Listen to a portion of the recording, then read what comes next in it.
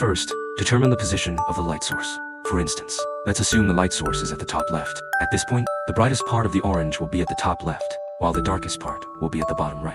So, we need to start our line work from the darkest area, deepening the shadows. This helps establish the three-dimensionality of the orange. We use parallel lines, but it's important to note that the direction of the lines should match the curvature of the orange.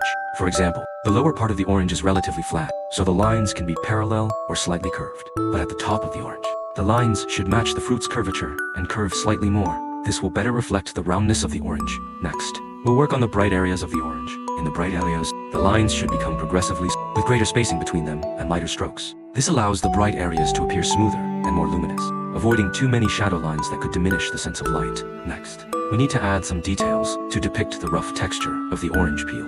Use short, small lines or dot-like line work. The lines should be more irregular here, resembling the texture of the orange peel. Detail is crucial, ensure the transitions are smooth, and let the lines intersect naturally to form the uneven, granular texture of the peel. Finally, remember to clean up the highlights. You can use an eraser to gently lighten the highlights, giving the orange a glossy effect. Additionally, add some subtle shadows at the bottom of the orange to make the overall image appear more three-dimensional, as if the orange is about to pop out of the paper. By using these line work techniques, you can create an orange that not only looks more three-dimensional, but also feels more realistic in terms of texture and lighting. Go ahead and give it a try. Practice makes perfect, and soon you'll be drawing even better.